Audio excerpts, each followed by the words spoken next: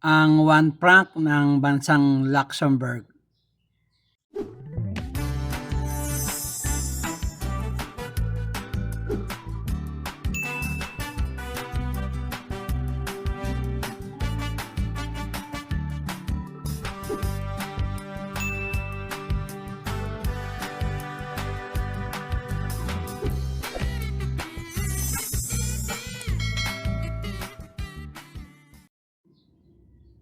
Isa na namang magandang araw sa inyong lahat, lalo na sa aking mga kabarya at kapwa kolektor. Sa lahat ng senior citizen at mga silent viewer, maging isang mga kaibigan natin dyan, magandang araw po. Ngayon pong araw ay nakahan tayo ng coin. Ito po ay ang 1 franc ng bansang Luxembourg. Pag-usapan po natin.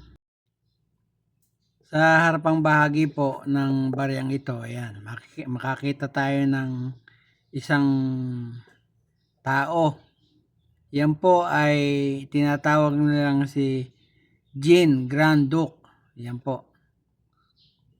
Medyo maganda lalaki po yan at nakikita natin sa kanyang portrait. Meron pong script na nakasulat, ayan o. Jean Grand Duke, tsaka yung pong salitang de Luxembourg. Ayan. Sa likod na bahagi naman ng baryang ito ay makikita natin yung logo o yung tinatawag na coat of arms ng bansang Luxembourg. Yon. Tapos po may denomination sa bandang gitna, 1F. Ayun, nakikita naman nyo. Sa bandang ibaba, yung petsa ng kanyang pagkakagawa ay nakasulat 1977. Ito pong kanilang barya ay napakasimple po ng pagkakadesign. Pero nakikita ko pong napakaganda ng pagkakagawa. Ito nga po palang lalaking nasa harapan na si Jean ay pinanganak po noong 1964 at namatay hanggang 2019. Yan. Masyadong maigsi ang kanyang buhay. At siya po ay naging Grand Duke ng bansang Luxembourg simula ng 1964 hanggang 2000. Gaya po nung nasabi ko, ito pong baryang ito ay nagmula sa bansang Luxembourg. Yan. Standard circulation coin po yan. Ang value niya 1 franc. Yan. Ang composition po ay copper nickel.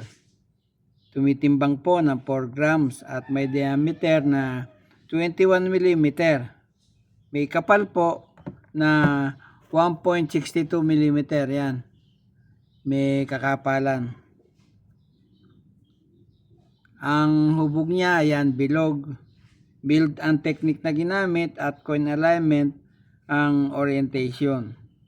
Na-demonetize na po yan noong September 1, 1991. Pero nag-iwan po ng number na N number 2749 at reference number na L number 305, Weller number 295, SKU number 39. Hinanap ko po dito sa Google kung magkano ang katapat nito sa ating Philippine peso. At ang nakita ko po ay nagkakahalaga na po ng approximately 1.77.